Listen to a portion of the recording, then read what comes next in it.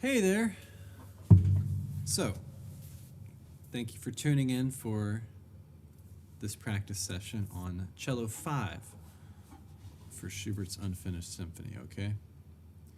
And we're going to go through it, and then I'll do a playthrough. And you should be able to see it on your screen. There's fingerings on these parts, feel free to send an email if you have a question. But here's how I always like to start almost everything, is finding, and this is great practice for you throughout your cello life, is finding your fourth finger in first position. Now that's if you're playing in first position. If you're playing in second position, it's good to find your second finger there. It's third position, it's good to find your first finger there. But that is a very, very important place on your cello, no matter what string you're on. It's not muscle memory that gets us to our places on the cello. It's actually our ears that tell us where we should play. So, all right. I am doing cello 5 here, so as you can see, here's how I would start, is before I play, I find my fourth finger spot, stretch my first finger back, and check this A. Open C, fourth finger C, open A, first finger A. That's our first note. So all these fingerings are here, first position, 1, 2, 3, 1, 2, 2, 3. And if I know I'm going to play on the C string, it's good to put my hands on the C string before you need them. So don't go open, 3, 4, but touch the C string, open, 3, 4, open. And just instinctively too, I also store my hand on the G string with my fourth finger so it doesn't lose its place. And it's as quiet as you can play it, basically. No pressure, literally 2 fingers of bow, just so easy. Let the weight of the bow do all of the work for this.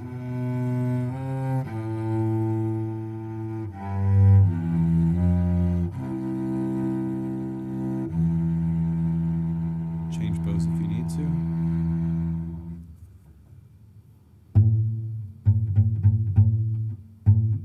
Try not to let your first finger leave the G string to play that fourth finger F.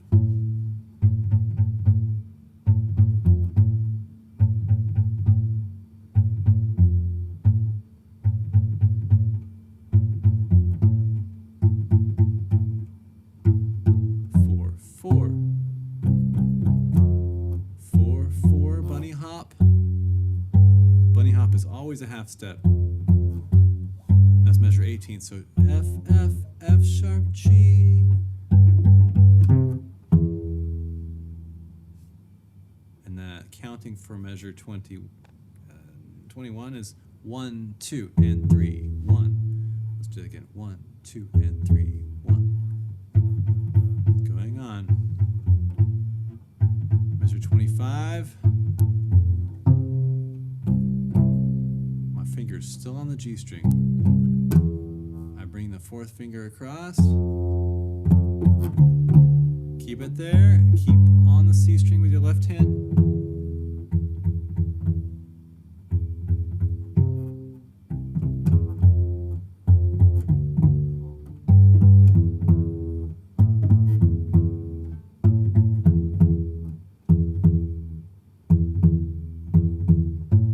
Now, didn't see the arco sign, sorry.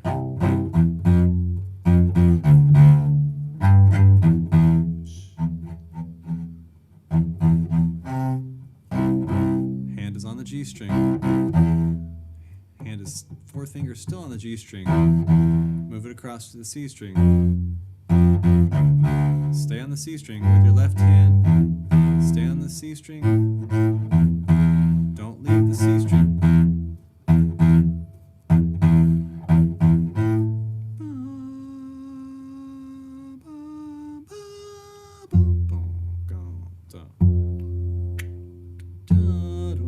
Fourth finger, just the G string, open C, boom, boom, boom, boom, boom, boom, boom,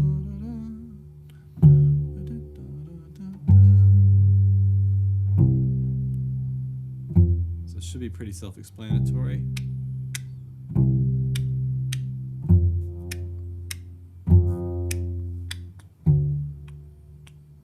Just gotta get in tune.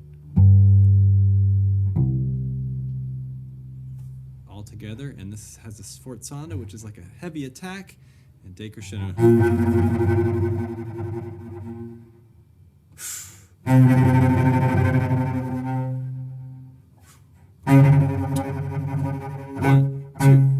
Space between these notes. All those little accents indicate there's space. So now I make space between the notes in two ways. I press with the left hand. I pull with the left hand is a better way to put it. I pull that C sharp. Good way to check that is check our third finger. On that space we're supposed to know so well. That's where our third finger is, and our fourth finger is on C sharp.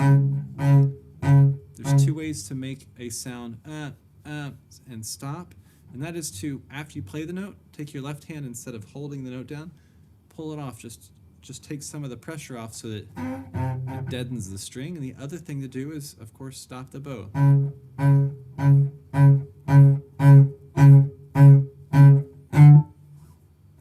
That's an open string.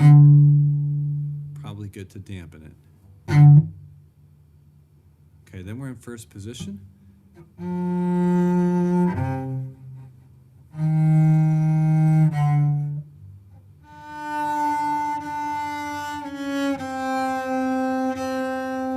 This next rhythm is.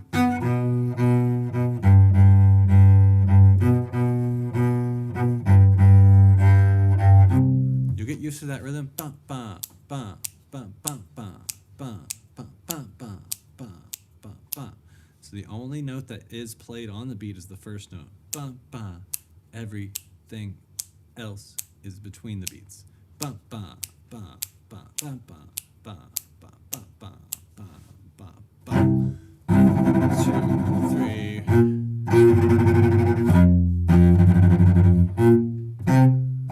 Big circles here with the bow. 4, 4, 4. Measure 90. 91. Now these notes, pizzicato, get it in tune. A nice way to play this open 4 if you want to is what I call the pinch. I pinch the two strings together with my left hand. I'll take the bow out of my hand so you can see it. So I pinch the strings and I pull out, but not so much it slaps the cello, but doesn't take much. But of course you can pick one too. Measure 99 is an F again. 100.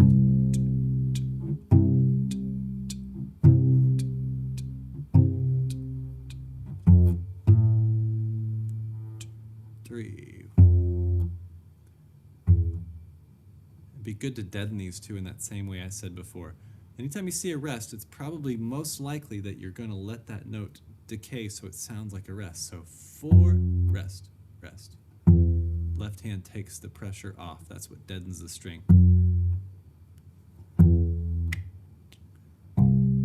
For that one, you kind of have to.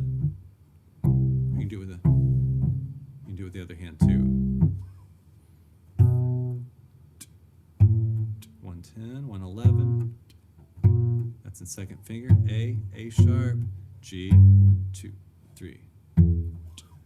Your solo, 114. As quiet as you can play it.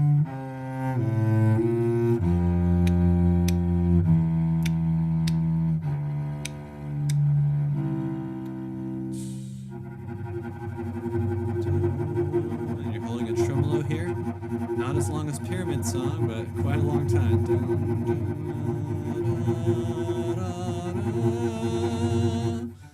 And now we're at the note that changes to a B natural.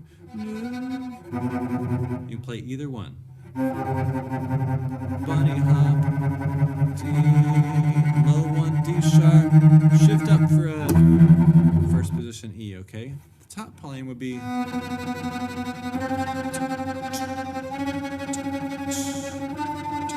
bunny hop. Now my preference preference would probably be to play the bottom line. So just if you're watching this, get that going. And keep counting.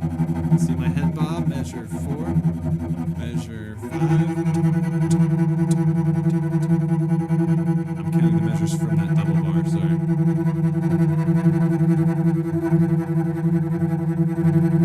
And it's that's an extended 4, so our third finger is where our F goes. Our third finger is on our landmark stripe. That's how you can check it when you're practicing to make sure you're there. Open C, fourth finger C, fourth finger comes across for an F sharp. Open C, third finger C. Always play the notes in your head you're not playing, okay? We have rest, pizzicato, nice and easy. Pick up the bow, 1, 2, 3, 1, 2, 3, 1, 2, 3, 1, 2, 3. I just demonstrated what I do this all the time. Maybe not even so loud I can hear it, but I've done it so many times I can feel if it's in tune. That's why it's so important. I find that C and I move it across the F. Play the rest. Dampen it.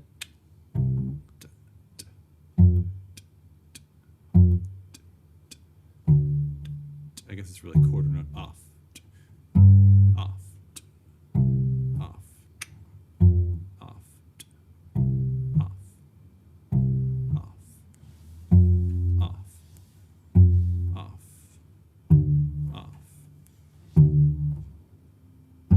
Off.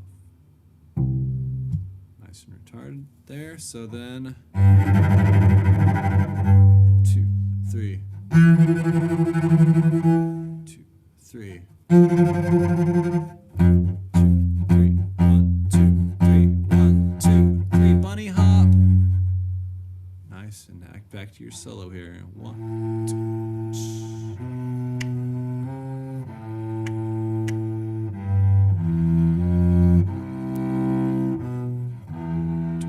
2. Off. And when I say off, that's really a comma. So 1, 2, 3. It's really a comma probably on 3. 2, off. 2, 3, 1, 2. Open A. Here if you want to. Or 2,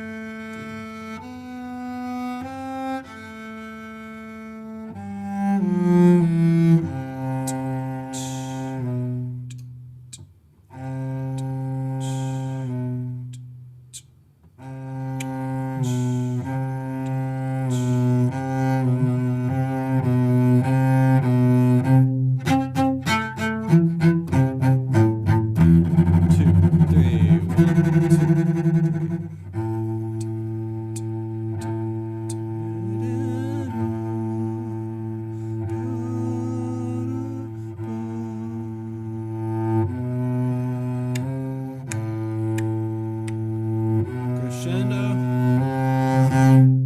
down bows, and